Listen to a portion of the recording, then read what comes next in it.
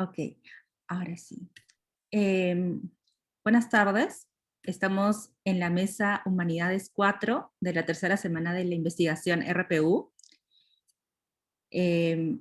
Vamos a presentar en primer lugar la ponencia de la investigadora Lilia Lucy Campos Cornejo.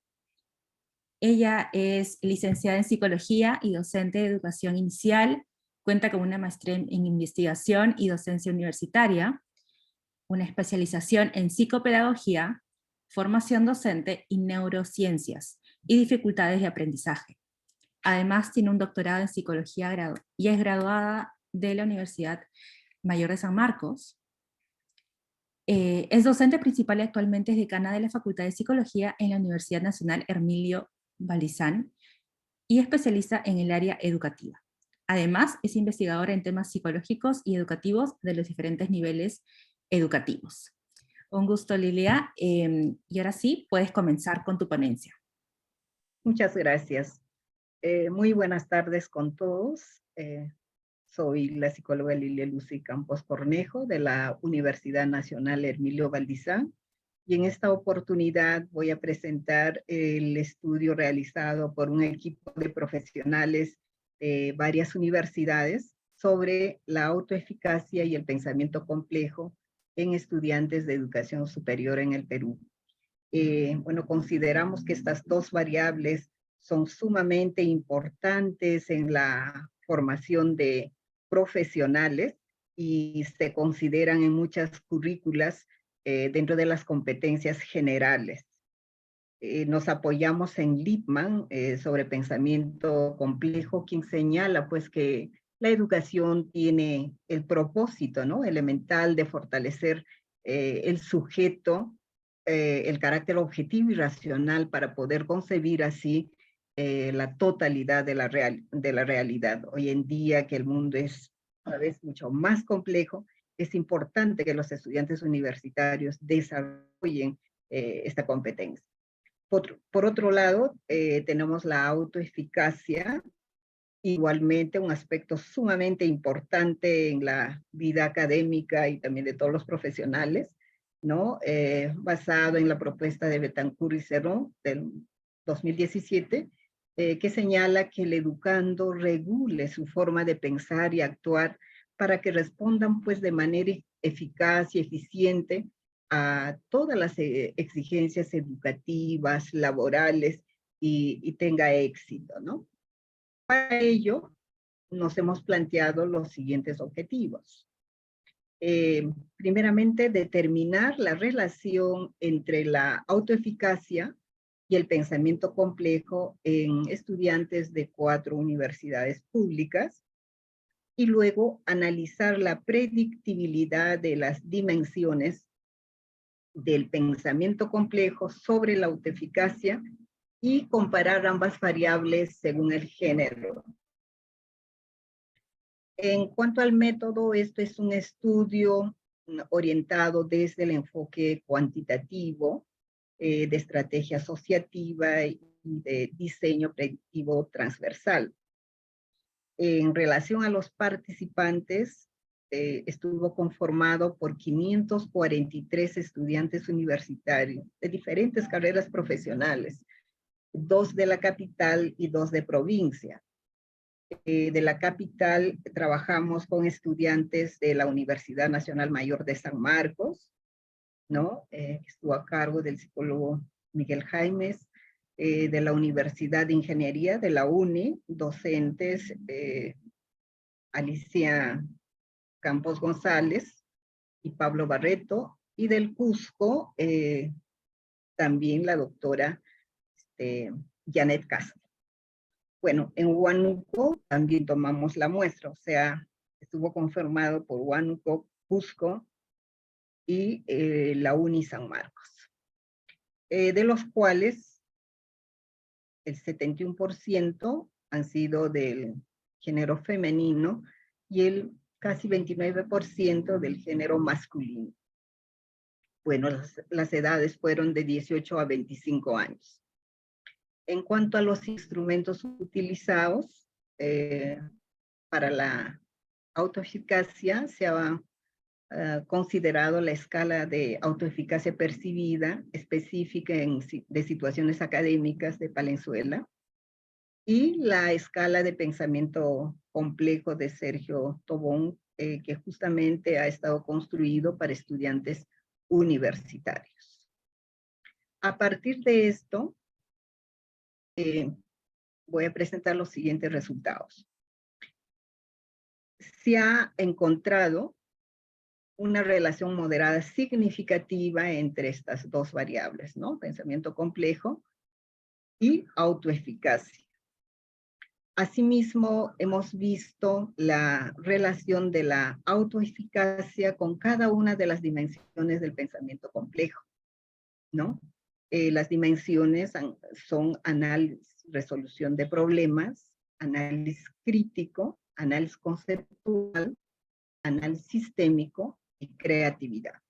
Ha sido un poco mejor la relación, claro, en todo es moderada, pero mejor con el análisis de resolución de problemas que el análisis conceptual, un poco más bajo en cuanto a creatividad. Sin embargo, existen una relación significativa con cada una también de estas dimensiones. En cuanto al análisis de predictibilidad entre pensamiento y complejo sobre autoeficacia, encontramos pues también, ¿no? La predictibilidad en un 17% de casos, ¿no? De la muestra observada.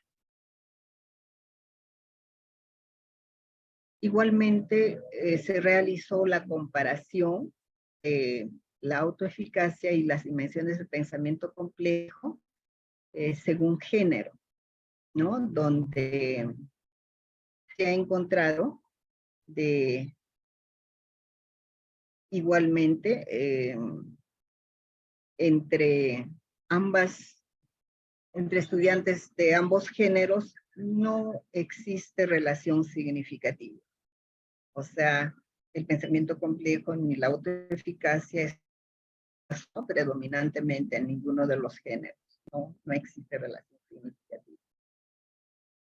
Como podemos ver en el rango de promedios, si bien es cierto que hay cierta diferencia, pero no es significativa tanto en el género femenino como masculino. De repente, si queremos analizar por cada una de estas dimensiones, es un poco mayor, por ejemplo, en análisis y resolución de problemas, en los varones que en las mujeres. En cuanto a análisis crítico, al revés, las mujeres llevan cierta ventaja. En el análisis conceptual, ¿no? Los varones. En el análisis sistémico, los varones también. En cuanto a creatividad, igualmente llevan un poco más de ventaja los varones. Y en general, ¿no? Son los varones los que presentan mayor ventaja. Sin embargo, es mínima las diferencias, por eso significativamente no existe diferencias, ¿no? En cuanto a los niveles, ¿no? De estas variables, hemos encontrado en autoeficacia percibida, ¿no? Casi en los porcentajes, en los diferentes niveles. El 35%, ¿no? De la muestra observada se ubicaron en autoeficacia en el nivel bajo. El 32% en el nivel medio. Otro 33% en el nivel alto, ¿no? Un poco mayor, casi por 2 puntos, ¿no? Mayormente en el nivel bajo, en cuanto a autoeficacia. En la variable del pensamiento complejo, igualmente, no hay diferencias en los diferentes niveles que sean significativas. En el nivel bajo, por ejemplo, a nivel general, se ubicaron el 34% de estudiantes. En el nivel medio, igual, ¿no? Otro 34%. Y en el nivel alto, casi el 22%. Considerando las diferentes dimensiones, con mayor ventaja, de repente, en cuanto al análisis de resolución de problemas, mayormente se ubicaron el 42% en el nivel bajo. Entre medio y alto, casi el 56%, ¿no? En el análisis conceptual, igualmente, el mayor porcentaje, casi 37%, ¿no? En el nivel medio, alto, 29%, y bajo, 34%. Fueron mucho más en cuanto a creatividad. Casi el 40% de estudiantes presentaron niveles bajos. Un 30% el nivel medio y alto, casi un 30%. Entonces, como podemos ver, en los niveles bajos mayoritariamente se han ubicado, ¿no?, en análisis de resolución de problemas, en el análisis conceptual y en creatividad. A partir de estos resultados, señalamos pues que en este contexto de aprendizaje es muy importante considerar cambios, no solamente en los contenidos curriculares, sino más importante aún en las estrategias para que dichos estudiantes sean capaces pues de desarrollar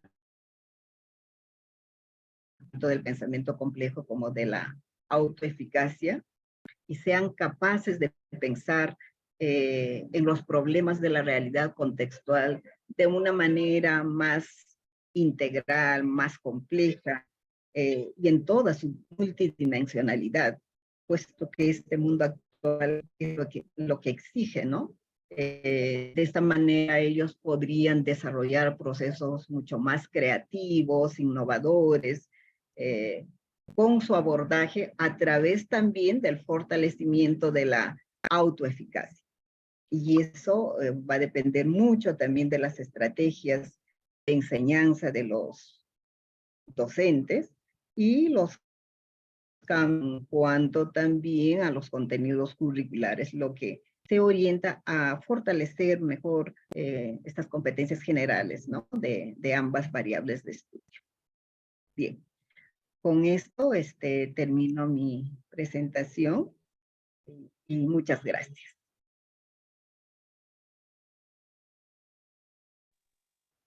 Muchas gracias, Lilia. Excelente presentación. Aquí se encuentra la moderadora Lourdes Graña. Doy paso con Lourdes para que ella pueda presentar al siguiente ponente. ¿Qué tal? Buenas tardes. Ahora sí pueden escucharme. ¿Puedo corroborarlo, por favor? Sí. Gracias. Muy bien, continuando con las ponencias de esta tercera semana de investigación, tenemos a la doctora Zoila Vega Salvatierre. Ella, en su área de investigación, es la música arequipeña de los ciclos 15 y 20.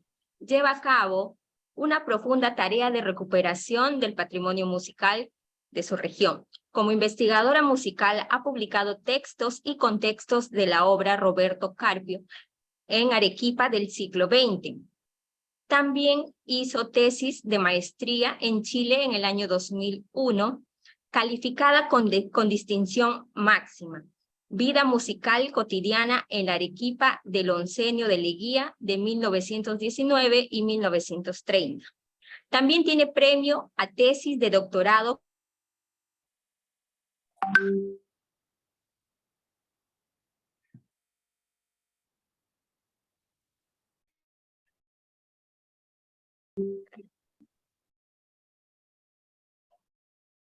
ganó el premio de la novela corta de Julio Ramón y Ribeiro, organizado por el Banco Central de Reservas de Perú en el 2006. Y en el 2009 tuvo obtención honorosa por su novela Acuarelas. Actualmente tiene a cargo la cátedra de violín e investigación musical en la Escuela de Artes de la Universidad Nacional San Agustín de Arequipa. Es además directora titular de la Orquesta Sinfónica de Arequipa. Adelante, doctora Zoila. Muchísimas gracias. Muy buenas tardes.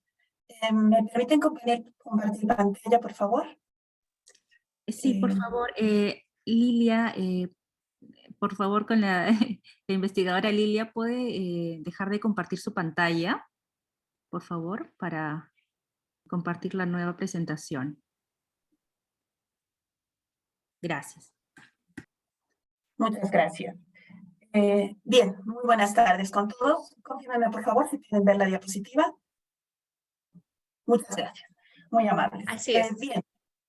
Muy buenas tardes a todos los miembros de la mesa, quienes comparten el espacio en Zoom y a quienes nos siguen en redes. Hoy voy a presentar un resumen de un trabajo que se va a publicar este semestre en la Latin American Music Review de la Universidad de Texas y que versa sobre el estudio de tópicos musicales procedentes de la escena y del salón en música religiosa del compositor peruano-boliviano Pedro Jiménez Abril Tirado. Un poco para introducir el tema, vamos a definir lo que son tópicos. Este es un término que fue acuñado por Leonard Ratner en 1980. Él es un estudioso que se dedicó a la investigación sobre la música europea del siglo XVIII, compositores como Haydn y Mozart. Él creía que los compositores de este periodo construían su ejercicio musical a través de unidades de sentido que podían decodificar sus oyentes. A estas unidades de sentido las denominó tópicos, las definió como modos, actitudes e imágenes con las que se puede construir un discurso musical persuasivo, es decir, para persuadir o provocar un afecto en sus oyentes. Este término demostró ser seminal. Con los años, sus aplicaciones fueron múltiples, fue asimilado a la teoría semiótica musical, a una de las teorías semióticas, y demostró ser una herramienta muy útil para el análisis de los significados musicales. En 2014, la musicóloga Danita Mirka esgrimió otra acepción un poco más completa. Explicó que los tópicos se entendían como estilos musicales y géneros tomados fuera de su propio contexto y usados en uno completamente distinto. En la investigación latinoamericana, la teoría de los tópicos ha sido utilizada, por ejemplo, para estudiar los nacionalismos musicales latinoamericanos del siglo XX. Es decir, aquellos discursos sonoros, aquellas originalidades en lo melódico, en lo armónico, en lo rítmico, que sirven para identificar lo que es puramente latinoamericano en música.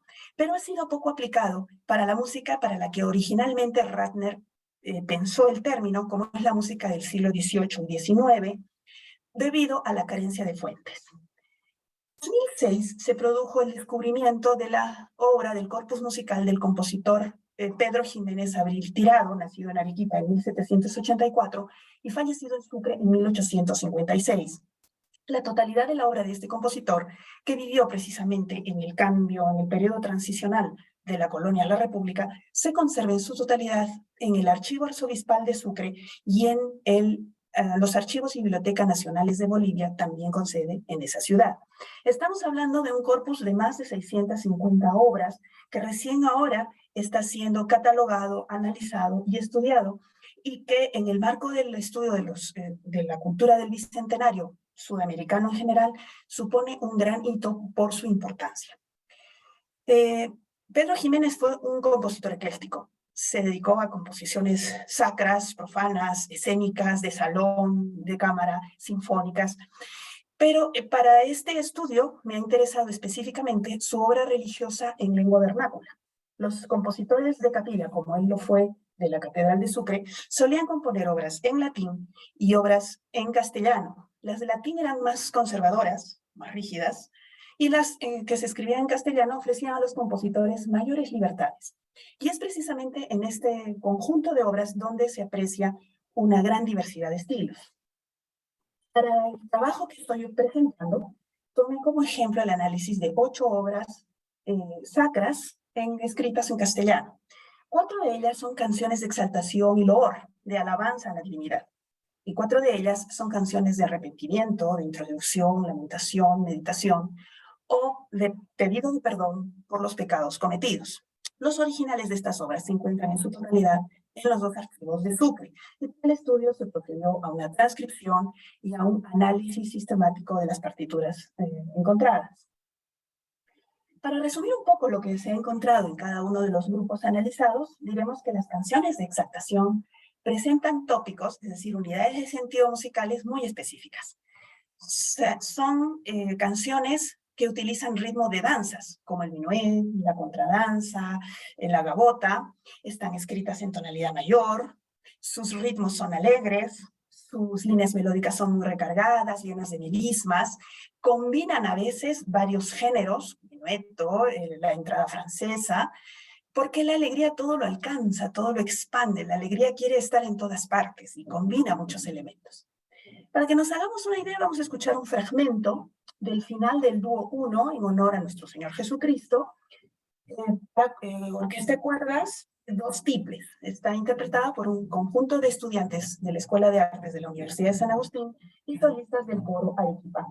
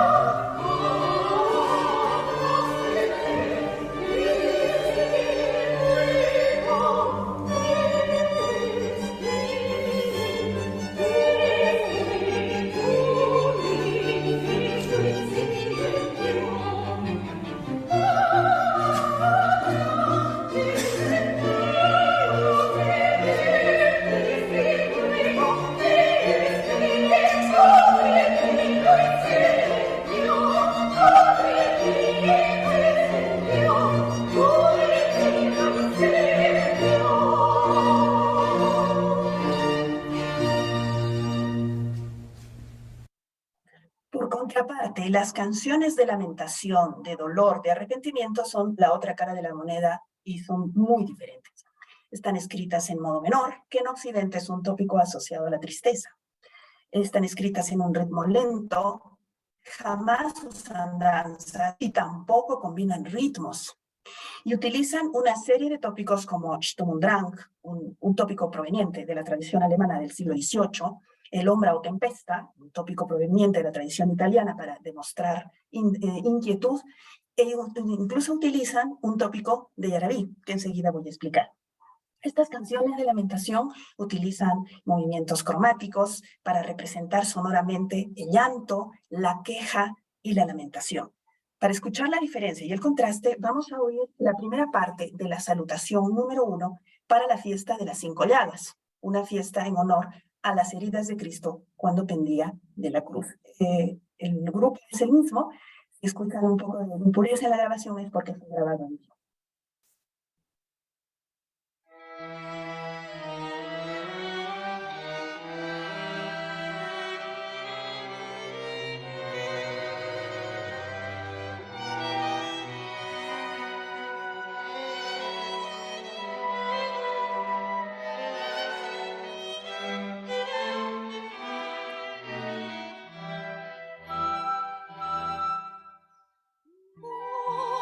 Monte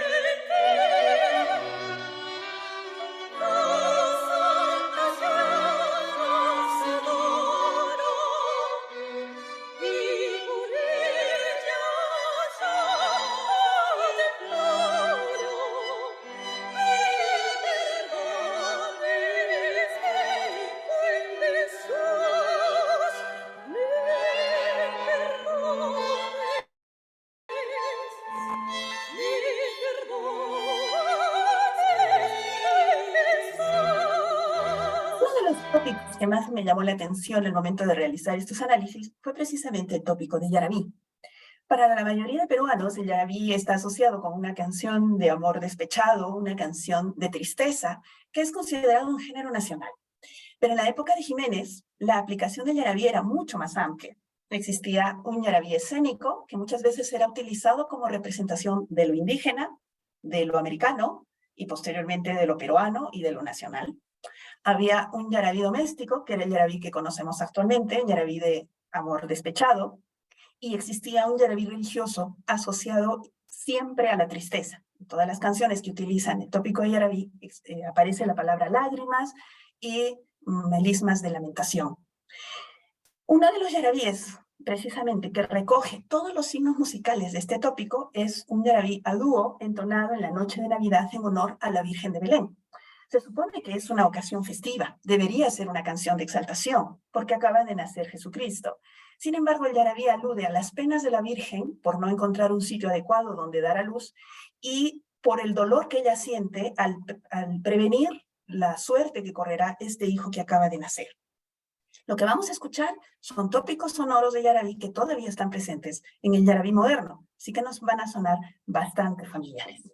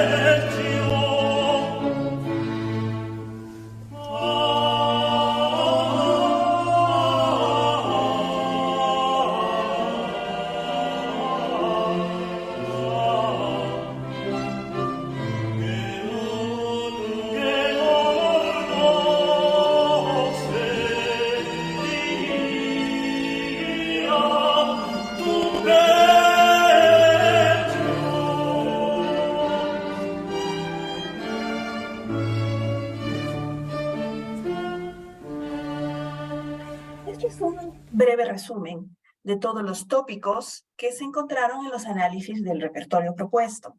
Como ustedes verán, abunda la presencia de danzas de salón, de oberturas, de tipos de obertura operática, el famoso yarabí, entre otros, que se combinaban para representar afectos. No es raro que Jiménez estuviera al tanto de esta música, porque era un compositor con mucha experiencia en música escénica, en música doméstica y en música orquestal. Él, al contrario, tenía muy poca experiencia en música religiosa cuando fue contratado como maestro de capilla, pero lo fue, y muy reputado, debido a que trabajó con los gustos locales de las audiencias. Esta música se escuchaba en los salones, se escuchaba en los teatros, y por lo tanto sonó como una especie de expresión de la modernidad cuando Jiménez cambió el estilo en la Catedral de Sucre. Los tópicos estudiados en este estudio llaman la atención en algunos casos porque no se presentan en otros repertorios de música europea de la época, por ejemplo el yarabí, pero también llaman la atención los tópicos ausentes, como por ejemplo la ausencia de tópicos de música afrodescendiente. ¿Por qué razón se aceptaban dentro de la iglesia tópicos provenientes de la música andina como el yarabí, pero no de las músicas esquiálteras afrohispanas que también se bailaban en los salones de la época? Pues todavía es muy pronto para decirlo, pero es una ausencia significativa. En líneas generales, la teoría de los tópicos nos permite entender cómo se utilizaban elementos de otros lugares externos en un lugar como el templo, que era mucho más rígido en la selección de su repertorio. Así se cumple la definición de Mirka, que nos explica que los tópicos se descontextualizaban y se utilizaban en nuevos lugares. Debemos recordar que en la época de Jiménez, la música no se clasificaba por su origen, sino por su funcionalidad asociada a un espacio. En este caso, el templo, el salón y la escena. Aquí dejo algunas referencias por si desean consultar más y quedo a su disposición para la sección de comentarios al final de la mesa. Muchísimas gracias. Muchísimas gracias, doctora Zoila. Continuando con las ponencias, vamos a dar pase al magíster en antropología. Él es el magíster Ángel Colunge Rosales. Él es licenciado también en periodismo por la Pontificia Universidad Católica del Perú, fotógrafo, curador e investigador. Ha desarrollado las investigaciones el taller piloto de fotografía social del Agustino 1986 y 1988, un caso de sistematización 2008 y el Club de Fotografía Supai y Fotos el 2014. Actualmente se desempeña como encargado de los archivos fotográficos de Tafos, Daniel Pajuelo y Jaime Razo, en la Facultad de Ciencias y Artes de la Comunicación. El día de hoy nos tiene el tema Fotolibro, Talleres de Fotografía Social, Tafos, los años formativos 1986-1989. Adelante, magíster, te escuchamos. Buenas tardes, muchas gracias por la invitación. Creo que no llegaron a recibir mi hoja de vida, la envié ayer, porque creo que esa es la que figura en el CVPUC. En todo caso, no hay ningún problema, pero esa es una hoja de vida ya un poco antigua. Soy en realidad magíster en antropología visual, miembro del grupo de investigación, comunicación y subjetividades, docente de la Facultad de Ciencias y Artes de la Comunicación de la Pontificia Universidad Católica del Perú. Básicamente me desempeño ahora como co-curador curador independiente de exposiciones fotográficas y me he dedicado en estos últimos años a la investigación, sobre todo en temas de archivo fotográfico, representación fotográfica de la violencia y el colectivismo fotográfico. He publicado los resultados de mis investigaciones en algunas revistas académicas y publicaciones académicas nacionales. Y ahora sí, en efecto, me desempeño como encargado de los fondos fotográficos de Tafos, Daniel Pajuelo, Jaime Razo y recientemente de Susana Pastor. Entonces creo que con eso queda más actualizada la presentación. Muchas gracias a todas las personas que están acá presentes y a las demás personas en la mesa. He escuchado con mucha atención sus presentaciones. Voy a compartir pantalla.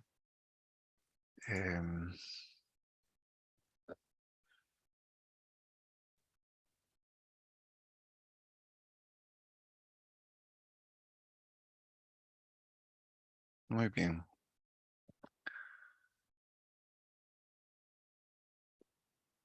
El proyecto de investigación que vengo realizando es un proyecto ganador del concurso anual de proyectos del año 2021 del Vicerrectorado de Investigación de la Universidad Católica.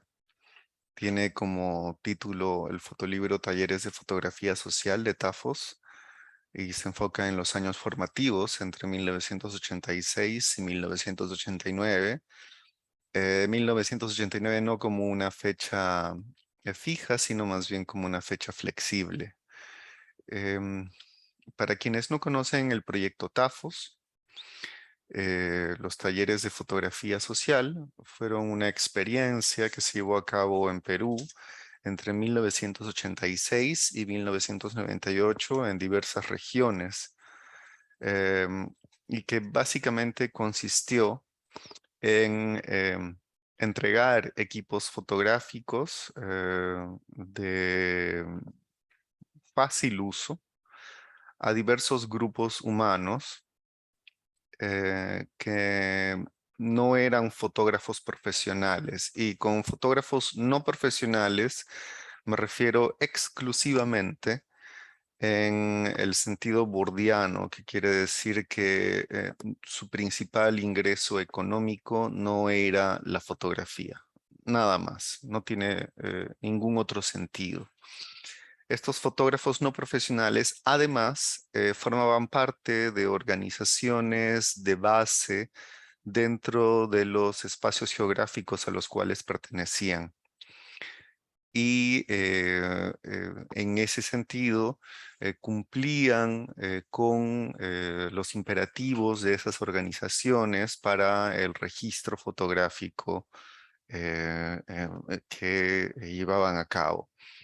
En estos talleres de fotografía social, la institución TAFOS no tenía ningún tipo de injerencia en lo que los fotógrafos y las fotógrafas decidían fotografiar, ¿no? Tampoco en el uso que hacían de las fotografías, ni cuándo tenían que fotografiar. Simplemente ofrecían las cámaras, daban algún tipo de orientación de cómo es que se llevaba, cómo es que se utilizaba el equipo fotográfico, cómo es que se hacía el revelado de los rollos fotográficos y cómo podían hacer las ampliaciones de las imágenes, ¿no? Con ampliaciones me refiero a cómo se pasaba de un rollo fotográfico de película a una hoja en la que se pudiera ver la fotografía, ¿no? En papel fotográfico.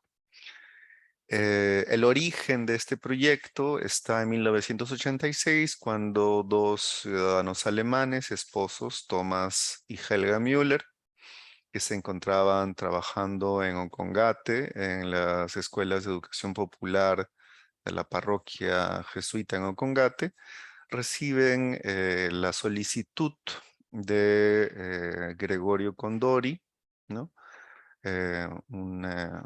Una persona, un ciudadano que vivía, un ciudadano peruano que vivía en Ocongate, quien les pide una cámara para hacer una fotografía de una vicuña que había sido solicitada como soborno por un juez de paz para dar un fallo a favor de la comunidad de Ocongate. Entonces, lo que Tomás Müller hace es, le presta la cámara, le da un rollo, Gregorio Condori se va con la cámara, toma algunas fotos y cuando se la devuelve a Tomás, Tomás revela el rollo.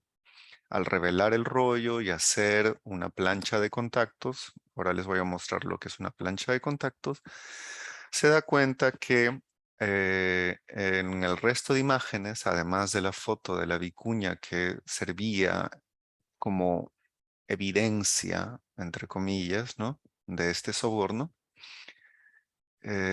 lo que hay es una serie de imágenes que dan cuenta de de lo que él llama una mirada particular que como sujeto externo a la comunidad de Ocongate nunca va a poder lograr como fotógrafo. Entiende él en ese momento, cree entender en ese momento que lo que se necesita hacer es promover la autorrepresentación de los grupos humanos en diferentes lugares para que puedan desde una mirada, desde la autorrepresentación, desde una mirada propia, generar una enunciación, un lugar de enunciación propio, ¿no? Y de esa manera generar talleres que sean autosostenidos en algún momento, en un inicio que tengan el apoyo de la institución TAFOS y que puedan ser autosostenidos con el tiempo. Bueno, TAFOS tiene una historia de 12 años en la que se tomaron más de 150,000 fotografías, se llevaron a cabo 27 talleres, se formaron cerca de 200 fotógrafos y fotógrafas, se hicieron cientos de exposiciones en diferentes regiones del país, pero también Tafos como institución centralizada en Lima, con un grupo de profesionales, gente que organizaba los talleres, también llevó a cabo exposiciones fuera del país, ¿no? En Estados Unidos, en Europa, en un esfuerzo por visibilizar el trabajo y la experiencia en los círculos oficiales de la fotografía, ¿no? Ya que estamos hablando de una experiencia que podría entenderse como subalterna dentro de la oficialidad de la fotografía hegemónica, pero que adquiere, ¿no?, una cierta oficialidad en la medida en que la experiencia de Tafos es paradigmática en la historia de la fotografía. Nunca antes había ocurrido esto. El antecedente más parecido es el de los fotógrafos obreros alemanes en la década de 1930, y sin embargo los fotógrafos obreros alemanes no utilizaban sus imágenes para productos en comunicación. Los fotógrafos y las fotógrafas de Tafos sí lo hicieron.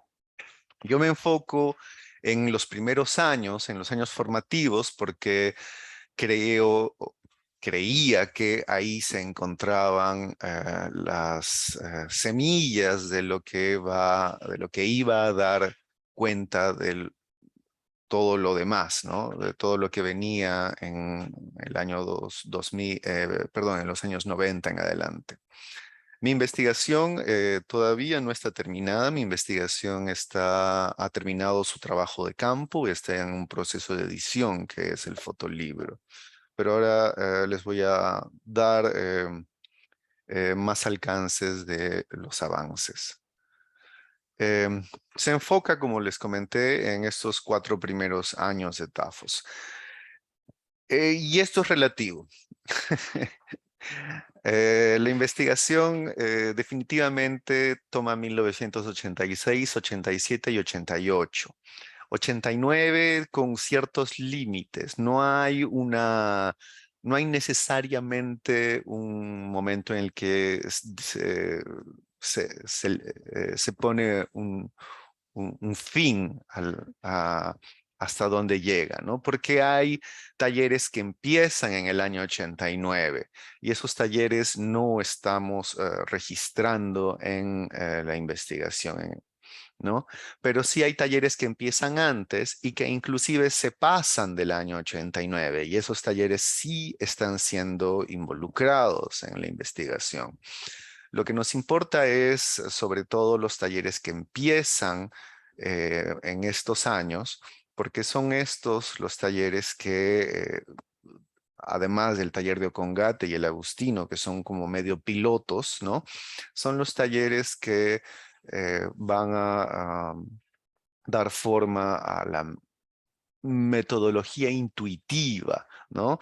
En las entrevistas con los organizadores o los directivos de Tafos, una de las frases más recurrentes era, además que daba cuenta del espíritu de la época, era: no había que hablar tanto, sino hacer las cosas, ¿no? Que me parece muy interesante. Como lo señalé, como el espíritu del momento, ¿no? Entonces, lo que me interesaba era, en principio, en un primer momento, estas historias, estas prácticas y estas representaciones. Estaba pensando más en una sistematización, pero esta sistematización pronto se vio desplazada por el interés y el encuentro que en el proceso metodológico se dio cuando tanto los fotógrafos y las fotógrafas como yo nos dimos con el archivo, porque en ese encuentro con el archivo es donde se produce este fenómeno maravilloso al cual voy a llegar dentro de pronto. Entonces, ¿qué quería hacer yo? Identificar características de la representación, ¿no? Que sí es algo que se puede seguir haciendo, que se puede plantear, pero que también es algo que aparentemente voy a dejar de lado. Explorar una reescritura visual, eso es lo que ha tomado más fuerza ahora, ¿no? Porque este proyecto es un proyecto enmarcado en una categoría de la universidad, de los premios de investigación que se llama investigación-creación, ¿no? Que en otras latitudes ya tiene, digamos, mucha más, mucho más tiempo llevándose a cabo, ¿no? Pero que acá recién está empezando, ¿no? Que es la posibilidad y la capacidad desde la creación para generar conocimiento. Entonces, la exploración de una reescritura visual a partir de el archivo fotográfico de estos primeros años es lo que ha cobrado más importancia después del trabajo de campo. Es también interesante o ha sido interesante revisar los objetivos de este proyecto para entender la economía visual del trabajo con el archivo, parte de la economía visual, sobre todo el aspecto relacionado a la producción de este fotolibro, ¿no? Y es determinante para alguien que trabaja con archivo, que es mi principal actividad, ¿no? La socialización y el acercar estos materiales a las audiencias, en la medida en el que el trabajo del archivo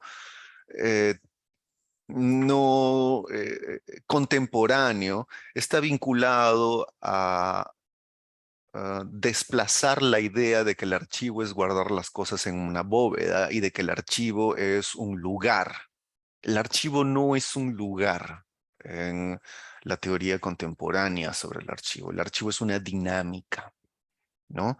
El archivo es el sistema, citando a Foucault, ¿no? El sistema de las condiciones históricas de posibilidad de los enunciados. Y en ese sentido tiene múltiples posibilidades. Es por eso que al socializarse y acercarse el archivo a la sociedad, este se ve multiplicado, se ve enriquecido y además se ve devuelto a la sociedad. Entonces, esta última parte para nosotros, el equipo de investigación, el cual lidero, es muy, muy relevante. Entonces, por un lado está esta idea de archivo que ya les he comentado. El archivo no es un lugar físico, es una dinámica, ¿no? Por otro lado, entender a los fotógrafos y fotógrafas, ¿no?, que llevaron a cabo esta experiencia de estos 4 primeros años como socios epistémicos. Esto implica involucrarlos y haberlos involucrado en cada etapa. ¿Cómo hacer eso? No solamente mediante la entrevista, porque la entrevista es simplemente seguir tomando cosas de ellos. No es simplemente haciendo elicitación de las fotografías, porque eso sigue siendo tomar cosas de ellos, sino es involucrarlos en la edición del fotolibro. Y eso ha generado un enriquecimiento exponencial en la producción del fotolibro. Además de una buena problemática, diría yo, de cómo editar el fotolibro, pero también dilata los tiempos, ¿no? Muchos de los fotógrafos no se pueden encontrar fácilmente, porque son fotógrafos algunas veces de comunidades, ¿no? O son fotógrafos que no tienen acceso a internet, entonces hay que llevar los dummies del fotolibro, o hay que llevar las planchas de contacto para que ellos seleccionen las fotografías, como van a ver en algunos momentos, ¿no? Entonces, hay 3 pasos para involucrarlos como socios epistémicos. En primer lugar, no nos interesa o no ha sido importante que nos cuenten no ha sido importante hacer una sistematización del recuerdo del taller, sino más bien ha sido importante hacer una entrevista que se enfoca en el paso del tiempo y cómo registran la imagen hoy. ¿Por qué? Porque el recuerdo del taller implica regresar al pasado, regresar a el momento histórico en el que se llevó a cabo el taller, en la memoria, ¿no? Entonces, lo que nos interesa es producir algo en la contemporaneidad con el sujeto contemporáneo. Eso por un lado.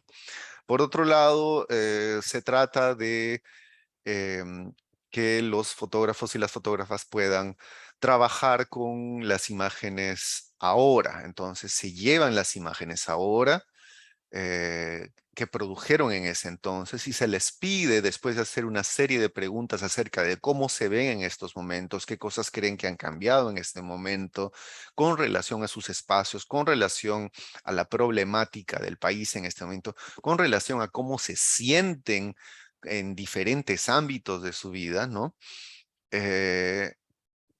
Y en base a eso, seleccionar nuevamente las fotografías que tomaron, ¿no? ¿Qué sienten frente a esas fotografías? Y el tercer paso implica que todas esas fotografías que ellos y ellas seleccionan son obligatoriamente puestas en el fotolibro, ¿no? Yo como editor tengo la obligación de que todas las imágenes que ellos seleccionan van a ir en el fotolibro.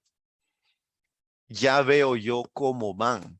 Esa es la dificultad que debo salvar, ¿no? Más allá de la selección que yo haya hecho como también editor y como alguien que selecciona las imágenes y ahí entra el siguiente punto, desde mi propia reflexividad, porque yo tengo un lazo con el proyecto Tafos y con el tiempo que vengo trabajando, cuidando, resguardando, conservando el proyecto Tafos, investigando acerca del proyecto Tafos, resguardando el sentido ideológico programático del proyecto Tafos, ¿no?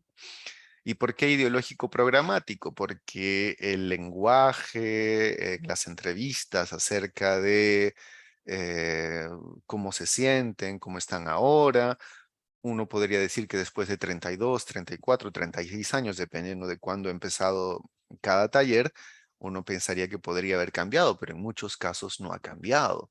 La enunciación en los talleres que se formaron a partir de la organización campesina sigue siendo una enunciación desde el nosotros. La enunciación desde de los talleres que se llevaron a cabo en Lima, desde la organización, perdón, desde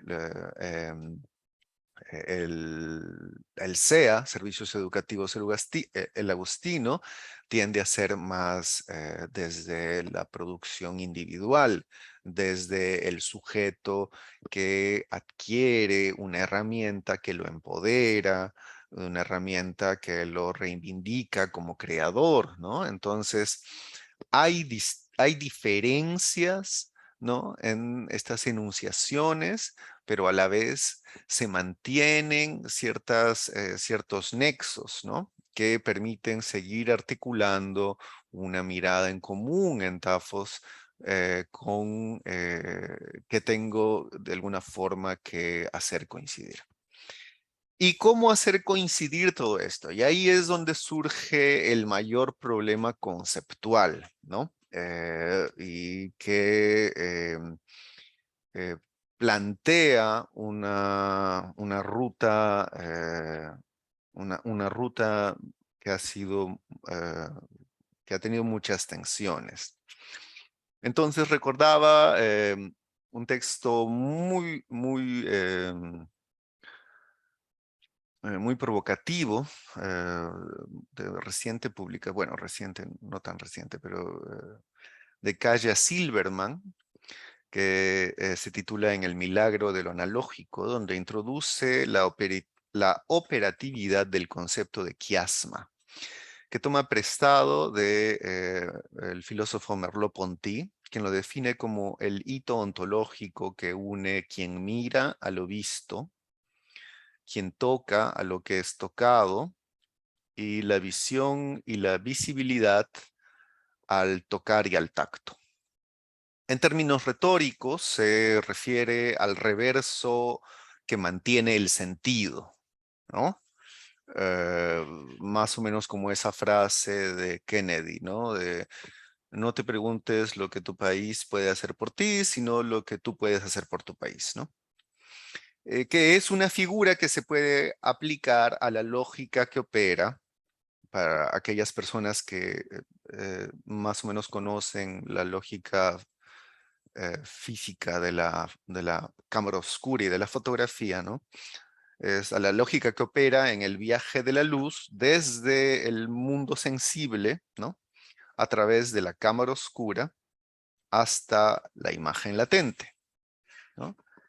En ese sentido me pareció oportuno tomar también el concepto del quiasma, este reverso absoluto, esta figura retórica del reverso, ¿no? Para ensayar lo que ocurre cuando se revisitan imágenes del archivo después de tantos años, ¿no? Hay un tiempo que pasa, hay un espacio que se disloca. No es lo mismo, ¿no? No es lo mismo que tomar un selfie y ver la imagen en este momento inmediatamente, ¿no? Cuando uno revisita un archivo, hay una experiencia estética completamente distinta. Como les decía, el paso del tiempo y la dislocación del espacio fungen de estenopo. ¿Qué es el estenopo? Es ese orificio, ese huequito pequeño a través del cual ingresa la luz en una cámara. Toda cámara del celular, la cámara fotográfica del fotoperiodista, la cámara antigua de los fotógrafos minuteros de plaza, toda cámara tiene ese orificio. Ese orificio chiquito se denomina estenopo, ¿no? O estenopo también se le llama a un orificio muy pequeño, a veces provocado por una aguja, ¿no?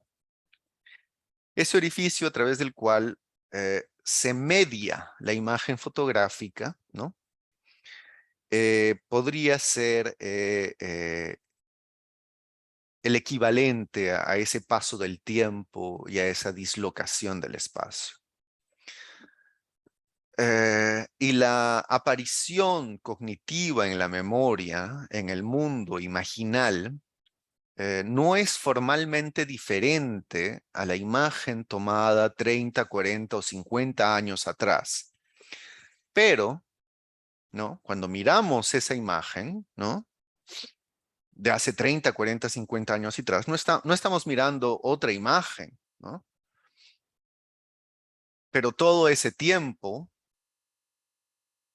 todo ese espacio dislocado, no es el mismo lugar, ¿no?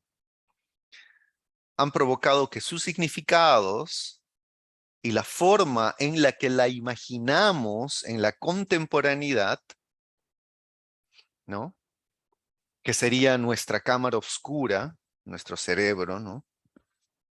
O nuestro mundo imaginal, está tamizada por los bordes de ese estenopo, de ese quiasma, de ese proceso, de esa dinámica, que son nuestras historias privadas, que son nuestros procesos cognitivos, ¿no? Entonces, ese concepto me ayuda a justificar y procesar las respuestas, ¿no? Que no me satisfacen con el uso de términos como de la memoria, ¿no? Que no me satisfacen con desde la psicología, que no me satisfacen probablemente desde la antropología visual y que sí tienen, creo, una respuesta interesante desde los estudios de la creación, que son relativamente nuevos y que se están haciendo cada vez más populares, ¿no? Magíster, su tiempo ya está por concluir. Por favor, le solicito que sintetice su Sí, exposición. claro que sí. Gracias. Entonces, ahora solamente unas fotos de cuál es el método que hemos estado trabajando, algunas imágenes, hemos hecho entrevistas, como pueden ver aquí a Toribio Mendoza, fotógrafo de Ocongate, haciendo unas fotos. Rosa Villafuerte del taller del Agustino, revisando fotografías. Esa fue una entrevista muy simpática porque tenía muchas mascotas. Ahí está su perrito acompañándola. Tenía también un loro que no dejaba de ladrar a un costado. Acá los fotógrafos revisando planchas de contacto que pueden ver son hojas en donde aparecen todas las fotitos que han tomado en un rollo. Estos negativos los digitalizamos, los imprimimos y se los llevamos a los fotógrafos. Willy Cárdenas aquí en el Cusco, ella es Patricia Díaz, quien es la asistente del proyecto.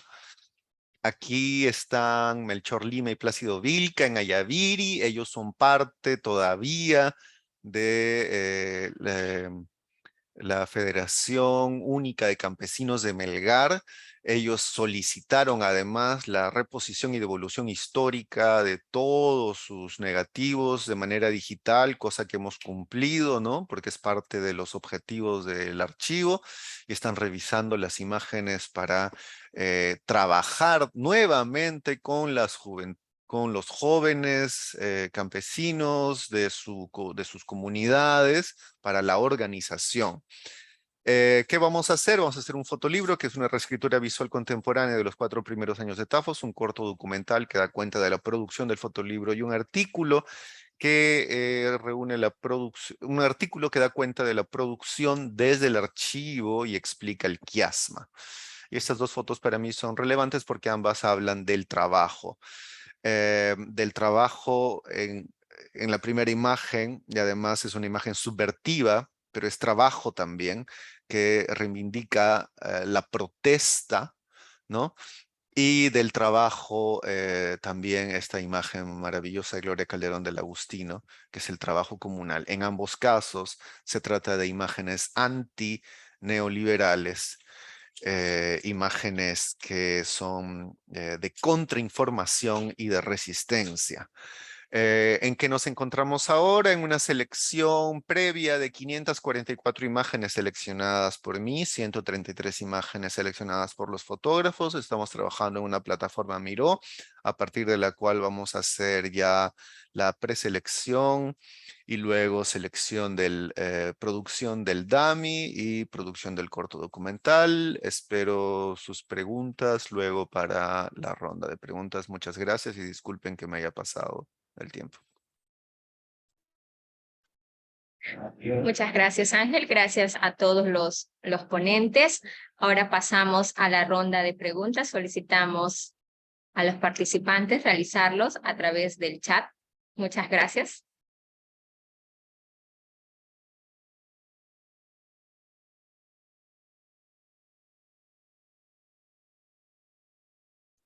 Muy bien, ahí tenemos la primera pregunta, es para el magíster Ángel. Dice, ¿cómo a través de las fotografías pueden hacerse investigación que evidencien que algunas prácticas de salud han ido mejorando a través del tiempo?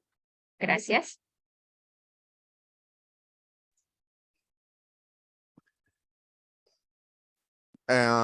Muchas gracias, María Lucía.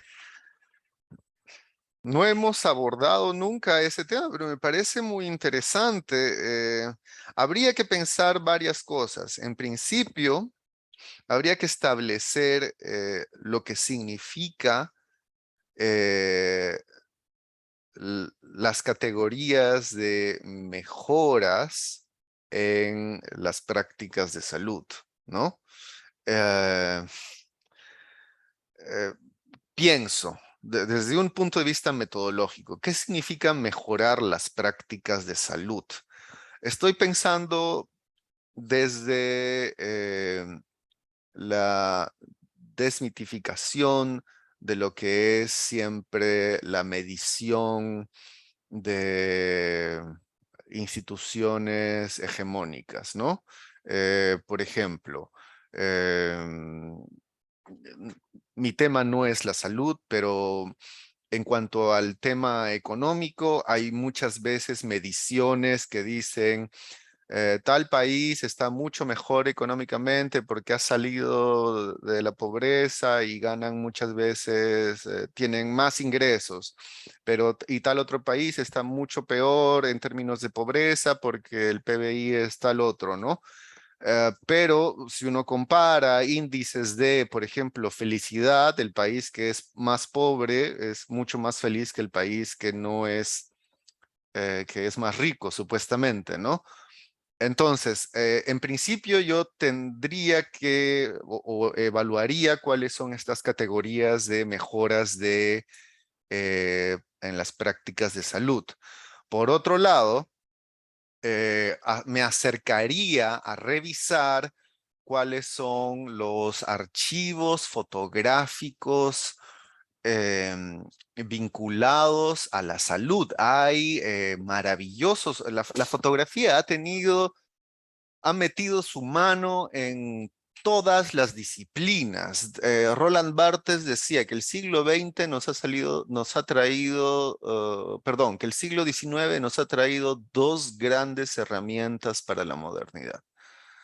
La historiografía moderna y la fotografía, porque además van de la mano, ¿no? Entonces uno puede encontrar que la fotografía se ha utilizado en la medicina para registrar, porque además tenía esta función de evidencia, para registrar, por ejemplo, la manera en la que se llevaban a cabo diferentes tipos de estudios vinculados a la medicina, ¿no?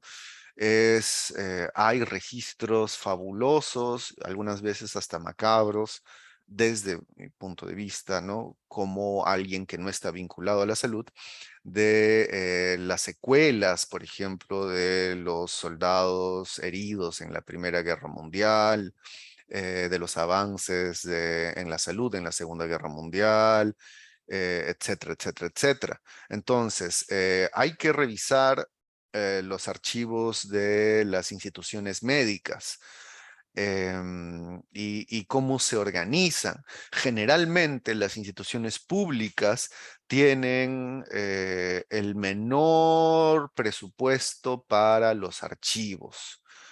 Y eso es algo con lo que me he topado, ¿no?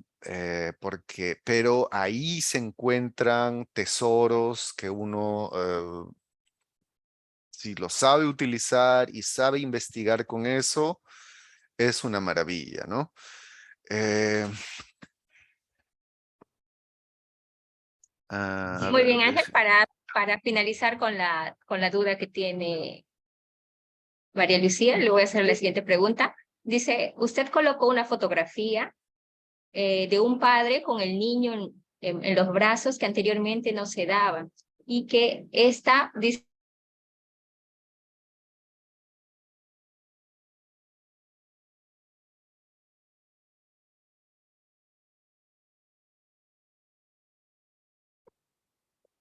sí, sí, termino de leerla yo porque no la escuché completamente. Ven, mejora que ayudaría a fomentar esta práctica en los hombres. ¿No cree usted que sería importante para ir mejorando esta práctica? Eh, a mí me parece muy importante que el testimonio de las personas que miran las fotografías, porque lo que yo creo como docente e investigador en la fotografía es que las fotografías por sí mismas no llevan ningún discurso. Lo que yo creo es que las personas son las que interpretan las fotografías de acuerdo a su historia personal, a su ideología, a sus posiciones políticas. Entonces, si usted ve eso en esa fotografía, me parece fabuloso, me parece encantador porque además hay una sonrisa en el padre, ¿no? Todo eso es, y además Roland Barthes menciona, ¿no?, que el anclaje que se puede hacer con el texto y una fotografía es algo que determina el sentido final de una imagen, ¿no? Tafos es una fuente inacabable, ¿no? El archivo, ¿no? La frase que decía de Foucault, el archivo es una fuente inacabable de formulación de sentidos. El archivo. Y en el caso de las fotografías, más aún, ¿no? El archivo fotográfico, si ustedes buscan Tafos en Google y entran al archivo fotográfico, tenemos 12.000 fotografías en línea. Y está abierto al público. Y podemos recibir solicitudes de instituciones de todo tipo para que ustedes puedan visitar y solicitar el uso de estas imágenes para la investigación, para piezas institucionales, para el Estado, para hacer una exposición, para lo que ustedes gusten. Listo, muchas gracias. Ahora tenemos una pregunta de Felipe Zapata, es para la doctora Zoila. Dice, las fuentes que has utilizado para la construcción de la historia de la música en Arequipa, ¿se encuentra en qué repositorio históricamente, desde cuándo el Yarabí? En concreto, para este trabajo, la totalidad de las piezas se encuentran en la ciudad de Sucre, tanto en el Archivo Arzobispal de Sucre como en los archivos y bibliotecas nacionales de Bolivia. Para otras obras de Pedro Jiménez también se han encontrado obras manuscritas en la Biblioteca Nacional del Perú, en colecciones que recién se están catalogando, porque se han descubierto colecciones asociadas a la ciudad de Arequipa. Con respecto a las fuentes de Yarabí, no hay yarabíes anteriores a la década de 1810. Se han encontrado villancicos en la Catedral de Sucre y villancicos arequipeños también en los fondos de la Biblioteca Nacional del Perú. Y en la crónica, la noticia de la muy noble y muy leal ciudad de Arequipa, escrita por Antonio Pereira y Ruiz, un cura, un sacerdote canario que sirvió en Arequipa en la época de Mariano Melgar, y que dejó una crónica manuscrita que actualmente se guarda en la biblioteca de la Universidad de La Laguna en Tenerife y que está disponible online. Esas son por ahora las fuentes con las que contamos sobre el Yarabí del periodo transicional, ¿no?, entre 1810 en adelante. Hay algunas fuentes que se asemejan al Yarabí, pero no llevan ese título de Yarabí, como algunas cachuitas y tonadas del Códice Martínez Compañón, del Códice de Trujillo del obispo Martínez Compañón, que se conserva también online en la Biblioteca Histórica de Madrid. Hasta ahora, esas son las fuentes más antiguas que se han encontrado de este género.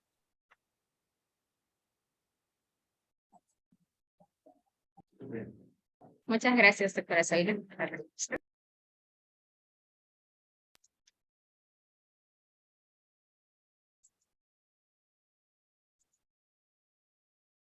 Ay, perdón, yo quiero hacer una pregunta en realidad. Sí, claro, aquí te lo escuchamos. Sí, es para Zoila. Me interesaba mucho también en este caso el trabajo en archivo que están haciendo. Y sobre todo porque en la lectura musical entiendo que hay un aspecto muy importante en la interpretación de las piezas musicales. ¿Cómo es que se maneja la interpretación de las piezas musicales cuando no hay un registro sonoro? ¿Hay notas escritas de cómo debería hacerse? ¿O cómo llegan ustedes a definir o interpretar, ¿no?, la interpretación de estas piezas? Eso me parece a mí fabuloso, en la medida en que tengo también familiares vinculados a la música. Acabas de tocar el nervio de lo que significa la naturaleza del músico intérprete. Si bien es cierto, Ahora tenemos a nuestra disposición un enorme banco de datos audiovisual que nos enseña cómo puede sonar la música de compositores europeos famosos. Este tipo de música tiene la terrible dificultad de que no tiene referentes previos. Entonces, las interpretaciones, las grabaciones que les he colocado son prácticamente las primeras interpretaciones de ese repertorio. Y eso ha supuesto para mis estudiantes y para mis colegas un esfuerzo mucho mayor. Porque al no existir referentes, tampoco hay tratados estilísticos de cómo se ejecutaba la música en la época. Entonces, parte del trabajo de nosotros, los musicólogos, es no solo encontrar las fuentes, transcribirlas a una escritura musical contemporánea con el riesgo que eso ya supone, sino proponer una interpretación estilísticamente acertada. Hay grupos como el Cuarteto Pedro Jiménez de Canadá que se está especializando en interpretación históricamente informada, pero ya son profesionales y están accediendo a las fuentes precisamente gracias a nuestro trabajo. Nosotros les proporcionamos las fuentes escritas y ellos construyen la interpretación. Pero cuando construimos algo completamente de cero, tenemos que alternar varias fuentes. Primero, tratados teóricos de la época, lenguajes estilísticos. La teoría de tópicos, de hecho, es un buen manual de interpretación. Cómo se toca el minué, cómo se toca la contradanza, cómo se toca la giga, y eso nos puede ayudar a construir ciertos parámetros para movernos dentro de límites aceptables. Sin embargo, la interpretación nunca es prescriptiva, es para eso una interpretación. Entonces, diversos grupos, diversos procedentes de diversas tradiciones interpretativas pueden ofrecer versiones distintas y dirimentes, ¿por qué no? Y creo que esa es una de las riquezas de nuestra profesión, que nunca ninguno de nosotros, aunque lo grabe en un disco o en un video referencial, tiene la última palabra con respecto a cómo debió sonar esta música. Y me imagino que en el caso del yarabí presenta aún más problemas, ¿no? Por ejemplo, el yarabí era más comprensible para nuestros estudiantes que los minuets y contradanzas. Ah, mira. En cambio, cuando hemos tenido, por ejemplo, un cuarteto chileno nos visitó para estudiar los cuartetos de Pedro Jiménez, que también tenían yarabíes, les costaba mucho entender el concepto de yarabí. Podían interpretar muy bien las partes de minuetos, las partes de danzas, de oberturas, pero les costaba entender la interpretación de yarabí. Y esto te habla sobre todo de los constructos culturales de los intérpretes que aportan a sus propias interpretaciones. Lo mismo sucede cuando tenemos zamacuecas. Algunas veces los intérpretes nacionales interpretan mucho mejor las zamacuecas que los intérpretes alemanes, por ejemplo. El contrarritmo, el ritmo de la zamacueca confunde mucho porque no están acostumbrados a escuchar. Muchas gracias.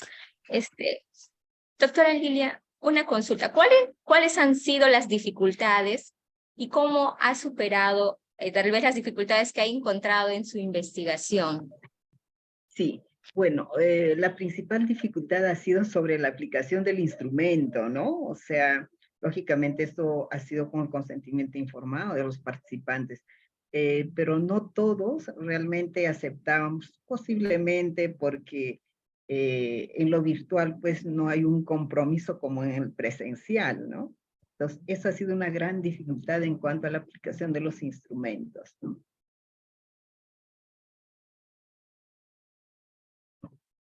Muy bien, muchas gracias, doctora Campos. Bueno, quería agradecer a cada uno de ustedes por haber participado en esta tercera semana de la investigación. Realmente muy agradecido por su compromiso y el tiempo que se han dado para participar. Muchísimas gracias. Hasta un próximo evento. Muchas gracias. Buenas Muchas tardes. gracias. Gracias Buenas a ustedes. tardes. Hasta pronto.